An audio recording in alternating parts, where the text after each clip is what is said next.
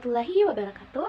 Perkenalkan, nama saya Devira Jenny Putri dari kelas 11 4. Di sini saya akan membuat video penambahan nilai sejarah yang membahas bab 2 di buku sejarah dengan tema pergerakan kebangsaan Indonesia.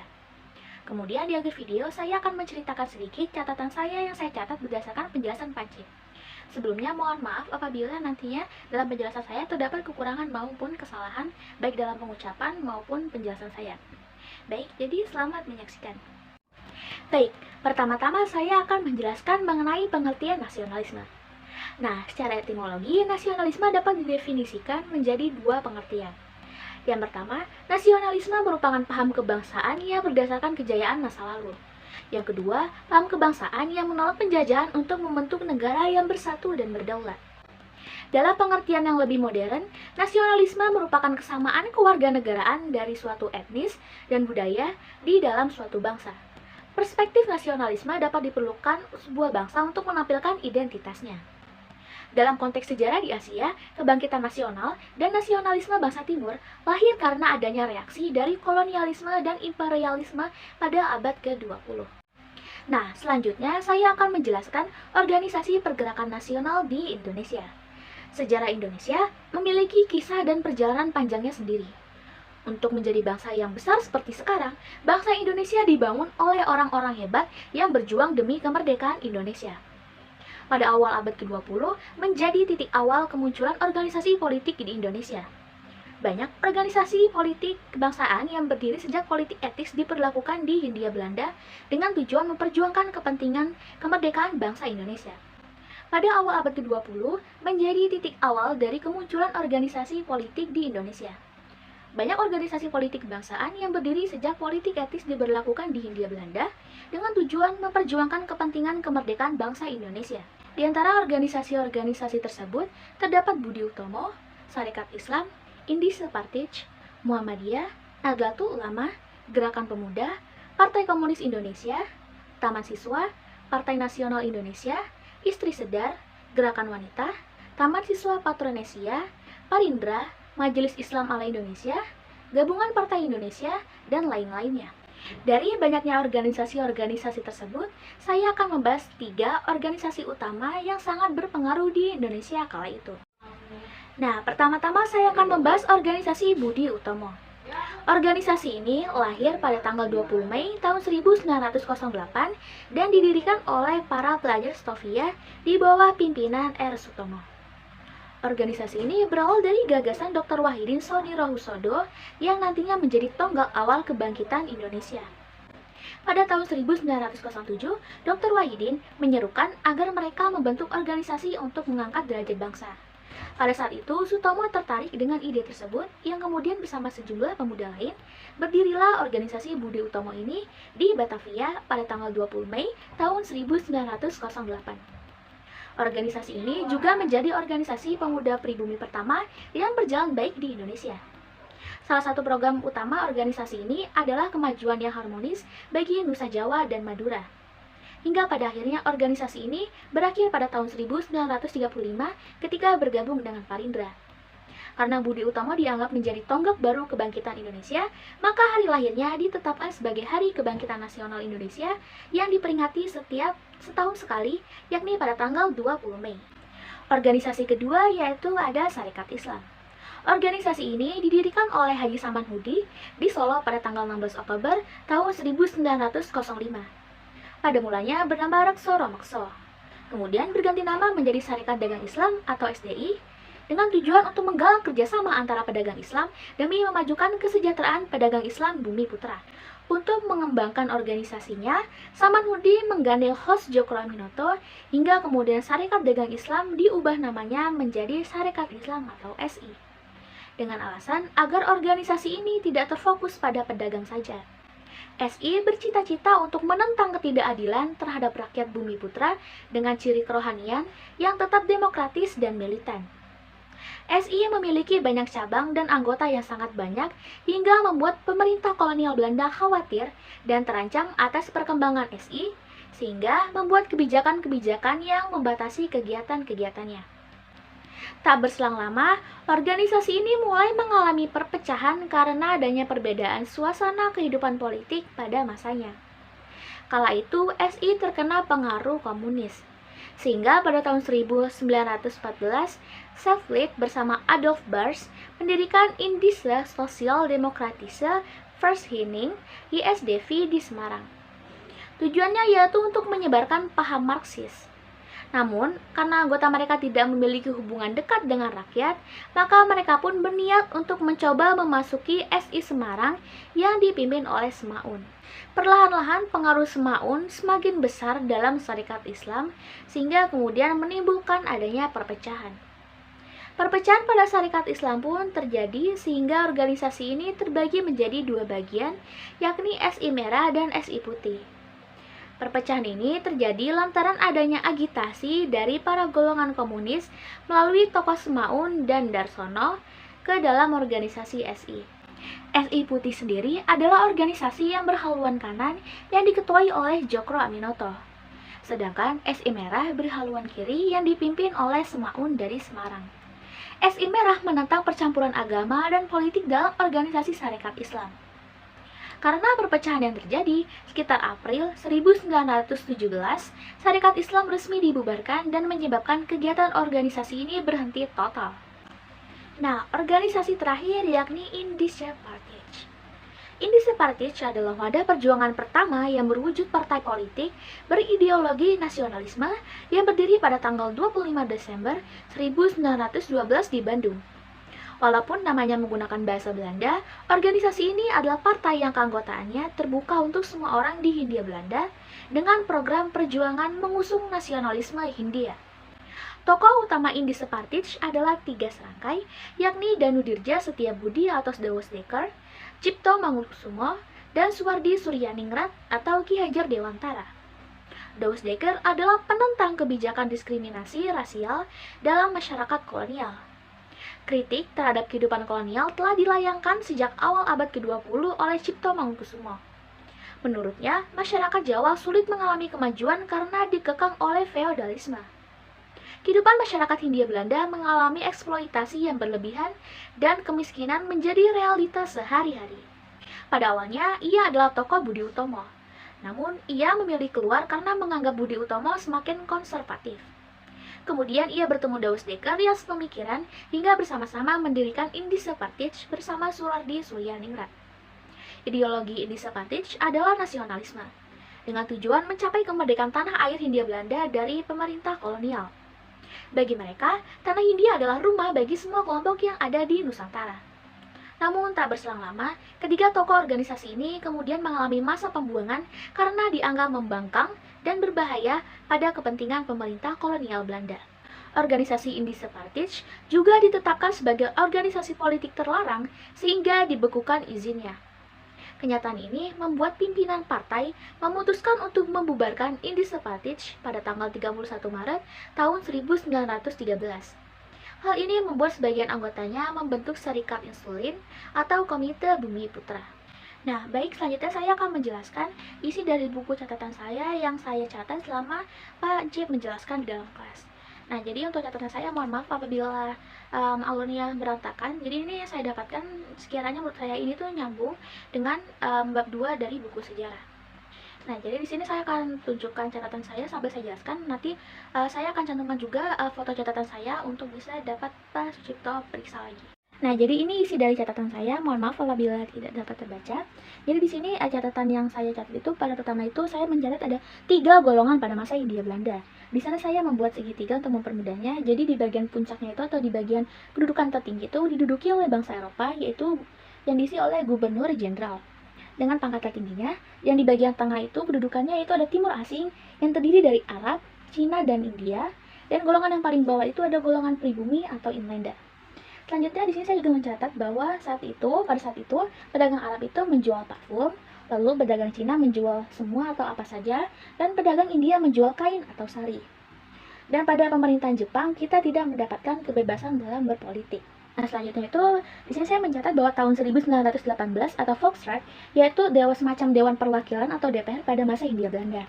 Lalu di tahun 1937 sampai 1938, Sutarjo mengeluarkan petisi yang berisi tuntutan pemberian kesempatan pada rakyat Bumi Putra untuk mengurus pemerintahannya sendiri setidaknya selama 10 tahun. Lalu di sini ada organisasi PNI atau Partai Nasionalis Indonesia yang didirikan oleh Soekarno yang terinspirasi dari gurunya yakni Hos Djokro Aminoto. Nah, pada bidang pendidikan dari organisasi tersebut, Bung Hatta memegang andil besar. Lalu di sini saya mencatat itu ada pergerakan nasional, lalu memiliki kaitan dengan menumbuhkan rasa nasionalisme dan munculnya politik etis. Politik etis muncul karena pihak Belanda merasa perlu untuk membalas budi kepada warga pribumi karena selama ini mereka telah banyak menderita terutama akibat sistem tanam paksa. Nah, di sini itu ada politik etis terbagi menjadi 3 bagian, yaitu ada edukasi, irigasi, dan transmigrasi. Nah, lewat politik etis, yakni edukasi, dapat membangkitkan kesadaran rakyat Bumi Putra bahwa selama ini mereka dijajah bukan menggunakan senjata, melainkan menggunakan ilmu pengetahuan. Lalu sini saya mencatat ada Kongres Pemuda. Nah, Kongres Pemuda terjadi 2 kali. Nah, Kongres Pemuda pertama yang terjadi pada tahun 1926 diresmikan bahwa bahasa Indonesia digunakan pada seluruh rapat pada saat itu. Nah, Kongres Pemuda kedua yang terjadi pada tahun 1928, Sumpah Pemuda diiklankan dan lagu Indonesia diperdengarkan untuk pertama kalinya dalam bentuk instrumental. Saya mencatat ada akhir Belanda di Nusantara. Pada tahun 1914 sampai 1919 di Eropa terjadi Great War atau Perang Dunia akibat tewasnya putra mahkota Austria yakni Franz Ferdinand di Serbia. Lalu pada tahun 1914, Jerman menyerukan perang dengan Prancis. Pada tahun 1919, diadakan gencatan senjata yaitu dengan diadakan perjanjian Versailles, di mana Jerman menerima tanggung jawab penuh atas terjadinya perang. Nah, perjanjian ini sebagai hukuman yang diberikan sekutu kepada Jerman akibat kekalahannya pada Perang Dunia Pertama. Ini mencatat bahwa Amerika Serikat menyatakan netral pada Perang Dunia Pertama dan Perang Dunia pada awalnya. Lalu, di sini saya mencatat pada tahun 1915, kapal Amerika yakni kapal Lusitania dibombardir oleh kapal selam milik Jerman. Hal ini disebabkan kecurigaan Jerman bahwa kapal milik Amerika tersebut menyelundupkan pasokan dan persenjataan bagi Inggris. Maka akibat kejadian tersebut, Amerika akhirnya menyatakan perang terhadap Jerman. Lalu pada tahun 1918, Jerman menyerah pada Perang Dunia Pertama. Pada saat itu, kaitannya dengan Turki Utsmani yaitu dari catatan yang saya catat, pada saat itu Turki Utsmani berpihak pada Jerman karena beberapa alasan. Sehingga pada akhir Perang Dunia Pertama, beberapa wilayah Utsmani yakni Arab, Mesir, Syria, Lebanon, dan Palestina jatuh ke tangan Inggris. Saat itu yang memainkan dan memindahkan bank adalah Yahudi. Lalu di sini di akhir saya mencatat pada tahun 1924, Turki Utsmani diruntuhkan oleh Mustafa Kemal Atatürk yang kemudian Turki dinyatakan sebagai pemerintahan republik. Nah, di sini ada 3 wilayah pada masa itu yang terbagi itu pada Islam, Kristen, dan Yahudi. Baik, selanjutnya di sini saya akan menjelaskan sedikit catatan saya, namun saya akan menjelaskan secara lisan karena catatan saya itu tidak terlalu jelas alurnya, maka saya sedikit mengambil info dari Google yang kemudian saya satukan bersama dengan penjelasan yang saya dapatkan dari catatan saya. Nah, awal Perang Dunia Kedua dimulai ketika Jerman mulai menginvasi Polandia pada tanggal 1 September tahun 1939. Hal tersebut tentunya melanggar perjanjian Versailles, sehingga Inggris dan Perancis meresponnya dengan menyatakan perang kembali terhadap Jerman. Kemudian saya akan menjelaskan Great Depression. Great Depression dimulai pada tahun 1918 sampai 1920, di mana peristiwa mewabahnya flu Spanyol atau Spanish flu semakin mendunia. Kemudian bergulir menjadi The Great Depression hingga tahun 1930-an. Wabah flu Spanyol ini menelan banyak korban jiwa dibanding Perang Dunia itu sendiri. Dalam kampanye Nazinya, Hitler juga menyatakan bahwa bangsa Arya adalah bangsa yang paling unggul di antara umat manusia lainnya. Dikatakan bahwa Perang Dunia Kedua ini bertujuan untuk membersihkan umat manusia dari ras non-Arya. Namun, sengaja atau tidak, kemudian Nazi menyiarkan konsep yang keliru bahwa Arya adalah ras manusia yang unggul di bumi, dan menerapkan kebijakan antisemit. Arya yang sebelumnya dikenal sebagai kelompok orang-orang dengan strata sosial tinggi dengan berbagai kebudayaannya, menjelma menjadi pemahaman sesat yang mengantar Hitler sebagai salah satu penjahat terbesar sepanjang masa. Selanjutnya, saya akan menjelaskan lambang Nazi seperti yang digambar oleh Panchit. Nah, seperti yang dapat dilihat pada bendera Nazi Jerman, warna merah pada bendera merupakan gagasan sosial dari gerakan Nazi. Lalu warna putih melambangkan ide nasional dan lambang swastika hitam melambangkan misi perjuangan untuk kemenangan orang Arya. Pada masa Perang Dunia Kedua, Nazi disebut sebagai bangsa paling rasis. Karena Adolf Hitler percaya bahwa manusia yang sempurna adalah bangsa Jerman yang disebut sebagai ras Arya. Padahal kata Arya itu sendiri sudah ada pada saat India membagi diri mereka menjadi 4 kasta, yakni Brahma, Ksatria, Vaishya, dan Sudra. Di mana untuk kasta Brahma dan Ksatria sendiri digolongkan Arya, dan 2 golongan di bawahnya yakni Vaishya dan Sudra digolongkan Dravida. Dalam kampanye Nazinya, Hitler juga menyatakan bahwa bangsa Arya adalah bangsa yang paling unggul di antara umat manusia lainnya. Dikatakan bahwa Perang Dunia Kedua ini bertujuan untuk membersihkan umat manusia dari ras Arya. Namun, sengaja atau tidak, kemudian Nazi menyiarkan konsep yang keliru bahwa Arya adalah ras manusia yang unggul di bumi, dan menerapkan kebijakan antisemit. Arya yang sebelumnya dikenal sebagai kelompok orang-orang dengan strata sosial tinggi dengan berbagai kebudayaannya, menjelma menjadi pemahaman sesat yang mengantar Hitler sebagai salah satu penjahat terbesar sepanjang masa. Selanjutnya mengenai keterlibatan Amerika pada Perang Dunia Kedua.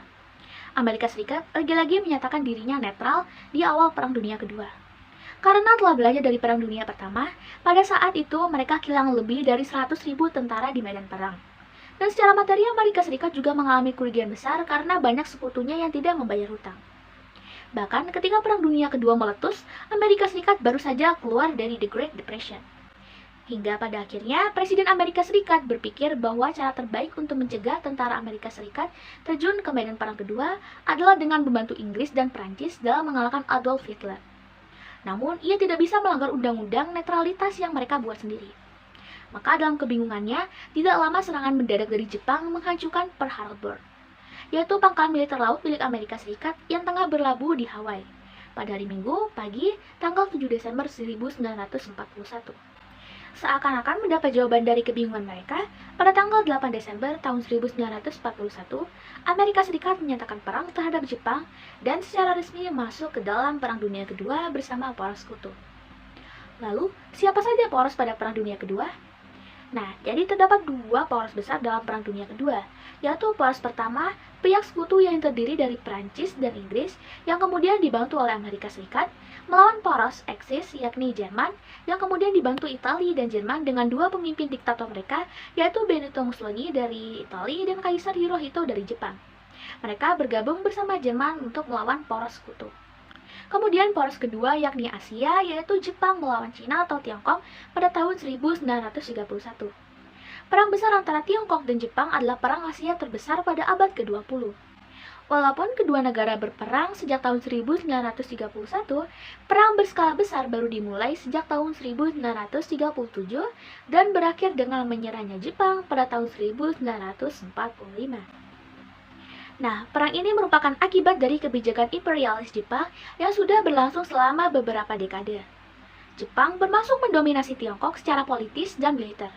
Namun, pada saat yang bersamaan, kebangkitan nasionalisme Tiongkok dan kedaulatan tekad membuat perlawanan tidak bisa dihindari. Setelah peristiwa penyerangan terhadap Pearl Harbor yang terjadi, perang Tiongkok-Jepang pun bergabung dengan konflik yang lebih besar, yakni Perang Dunia Kedua. Saat itu, bangsa Eropa yang pertama kali dikalahkan oleh Jepang adalah bangsa Rusia. Kemudian, dari sana lahirlah restorasi Meiji, yaitu suatu peristiwa pada abad ke-19 yang menunjukkan berakhirnya kekuasaan shogun dan dimulainya kekuasaan kaisar di Jepang. Setelah restorasi Meiji, Jepang yang awalnya terisolasi, terbelakang, dan tradisional menjadi negara maju yang kompetitif dengan negara-negara barat dan tumbuh menjadi salah satu negara dengan militer terkuat dan termodern pada awal abad ke-20. Kemajuan yang dialami Jepang di berbagai bidang membuat rakyat Jepang merasa makmur. Saat itu, tanpa diduga-duga, Jepang juga meratakan beberapa wilayah di Eropa karena pada saat itu Eropa sedang fokus pada peperangan di wilayah tersebut. Dan akibatnya, Jepang dianggap melanggar hukum perang karena melakukan penyerangan tanpa deklarasi, sehingga Amerika pun menjatuhkan bom atom di kedua kota di Jepang, yakni Hiroshima dan Nagasaki. Sehingga, mau tidak mau, Jepang harus menyerah pada sekutu. Kemudian dampak dari Perang Dunia Kedua yakni LBB atau Liga Bangsa-Bangsa dibubarkan karena dianggap gagal untuk mencegah peperangan besar tersebut terjadi. Kemudian LBB digantikan oleh PBB atau Perserikatan Bangsa-Bangsa. Kemudian setelah merasa cukup pulih dari Perang Dunia Kedua, Jepang mendaratkan diri di Indonesia pada tanggal 11 Januari tahun 1942, tepatnya di Tarakan. Jepang melihat Indonesia kala itu kaya akan minyak bumi, terutama di kota-kota Kalimantan juga dikenal sebagai penghasil bahan mentah bagi industri dan mesin perang negara barat. Hal ini tentu membuat Jepang semakin tertarik untuk menguasai Nusantara agar cadangan logistik mereka dan bahan industrinya bisa lebih tercukupi. Nah, setelah Jepang datang ke Indonesia melalui wilayah Tarakan dan menduduki pulau-pulau Jawa, akhirnya Belanda menyerah tanpa syarat, lalu menyerahkan seluruh wilayah Nusantara kepada Jepang melalui Perjanjian Kalijati di Subang pada tanggal 8 Maret tahun 1942. Sehingga berakhirlah kekuasaan Belanda di Nusantara ini. Baik, demikian yang dapat saya sampaikan dari penjelasan saya. Kurang lebihnya mohon maaf apabila ada salah kata dan penjelasan saya yang kurang maupun salah. Karena tidak ada manusia yang sempurna di dunia ini, jadi mohon dibukakan pintu maaf yang seluas-luasnya. Sekian dari penjelasan yang dapat saya sampaikan. Saya Devira Chani Putri, izin pamit undur diri. Terima kasih telah menyaksikan video ini. Wassalamualaikum warahmatullahi wabarakatuh.